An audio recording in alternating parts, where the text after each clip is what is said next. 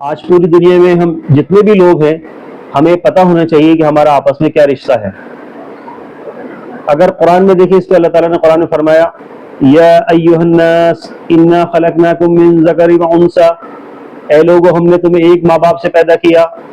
तो जाहिर सी बात है, जब एक माँ बाप से पैदा किया है तो हमारा आपस में खूनी रिश्ता है, क्योंकि इस संसार में जब सबसे पहले एक इंसान को भेजा गया, जिसको अरबी में आदम और हवा कहते हैं, उसी को इंग्लिश में एडम एंड ईव कहते हैं, और हिंदी में अगर देखें तो उसे स्वयंभू मनु कह सकते हैं, या मनु या माता शत्रुपा कह सकते हैं।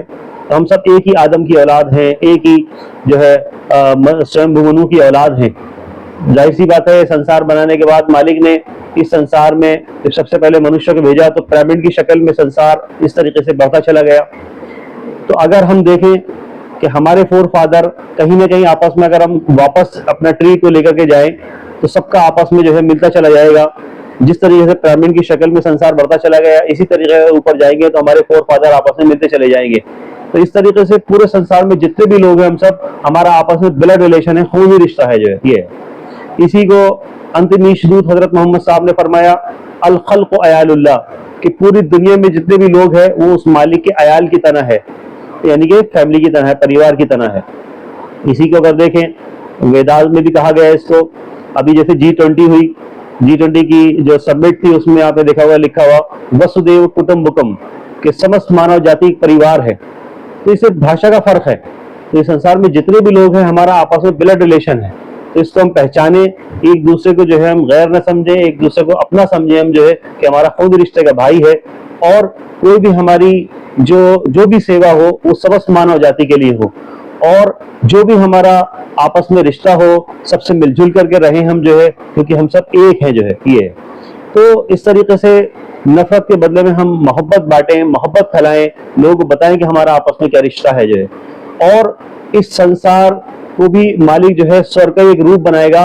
वो इसी तरीके से स्वर्ग का एक रूप बनाएगा कि जब सब लोग पहचान लेंगे, मान लेंगे कि हम आपस में भाई हैं, हमारा आपस में खूनी रिश्ता है, और हम सबका मालिक एक है।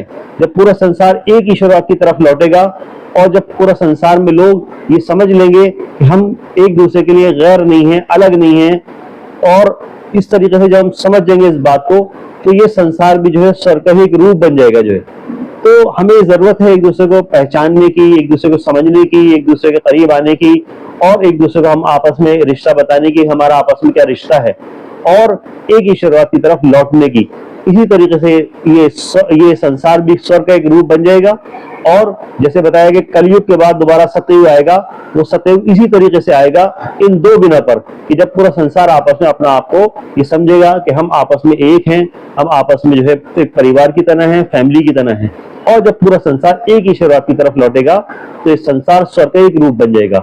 और असल स्वर्ग नर्क तो मालिक ने ऊपर बनाया है, जो हमारे अच्छे कर्म और सही सिद्धांत पर, जैसे हम कर्म कर रहे हैं, जो भी हमारे सिद्धांत हैं, अगर हम एक ही ईश्वरवाद पर हैं और अच्छे कर्म कर रहे हैं, तो मालिक हमसे प्रसन्न होकर के नर्क से बचा करके हमें स्वर्ग में मालिक प्रवेश कराएगा। और असल स्वर्ग तो फिर वही है। और जिस तरीके से आज इस संसार में लोग कोशिश कर रहे हैं कैसे अमन शांति कायम हो, तो उसके लिए सबसे बुनियादी दो चीजें हैं जो मैंने आपको बताई। इसी तरीके से दुनिया भी, ये संसार भी हमारा स्वर्ग का एक रूप बन सकता है।